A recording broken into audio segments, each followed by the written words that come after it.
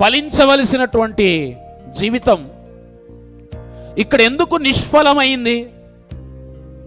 అందరూ విన్న వాక్యమే వింటున్నారు చాలామంది, సత్యవాక్యమే వింటున్నారు చాలామంది, కానీ కొందరి జీవితాల్లో ఆ వాక్యం ఫలిస్తూ ఉంది, కొందరి జీవితాల్లో ఆ వాక్యం ఫలించలేకపోతా ఉంది.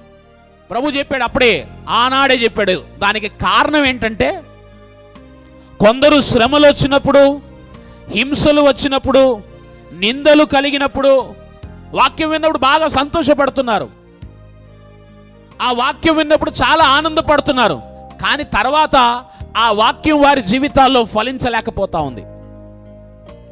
కారణం ఒకటి ఏంటంటే, వారు శ్రమలను చూసి భయపడుతున్నారు, వారు హింసలను చూసి భయపడుతున్నారు, అవమానాలను చూసి భయపడుతున్నారు, నిందలను చూసి భయపడుతున్నారు. చాలా మంది జీవితాల్లో ఈ భయము ఒక నష్టాన్ని కలిగించేటువంటి ఆయుధం, అపవాది వాడుతున్న ఆయుధం ఇది. అందుకే మన జీవితాల్లో భయాన్ని పుట్టిస్తాడు.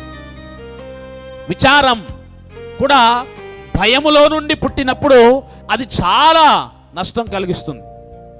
అందుకే మీరు కనుక చూస్తే వారిలో ఈ వేరు లేదు. ఎందుకు వేరు లేదు అంటే, ఆ విత్తబడిన వాక్యము భయము చేత అది ఫలించలేకపోతా ఉంది.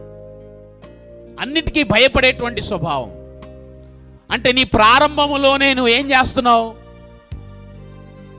అపజయానికి అప్పగించుకుంటున్నావు. అందుకే మత్తయి సువార్త 24:13లో మనకు స్పష్టంగా యేసుక్రీస్తు ప్రభుల వారు చెప్తారు, అంతము వరకు సహించిన వాడే రక్షింపబడును.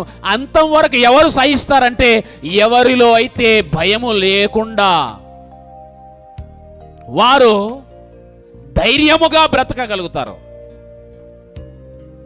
అందుకే ఎవరిలో అయితే భయం అనేది ఉండదో, దేవుడు అనే ధైర్యం ఉంటుందో, అలాంటి వారే శ్రమ వచ్చినా, శోధన వచ్చినా, కష్టాలు వచ్చినా, దుఃఖాలు వచ్చినా, అపజయాలు వచ్చినా, ఎన్ని రకాలైనటువంటి పరిస్థితులు వారి జీవితాల్లో కనబడుతున్నా వారు దేని పిల్లరా ధైర్యము తెచ్చుకుంటూనే ఉంటారు.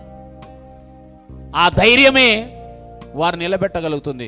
అందుకని దేవుని పిల్లల్లో అపవాది భయం నాటుతా ఉంటే, దేవుడు వాక్యం ద్వారా ధైర్యం నింపుతా ఉంటాడు.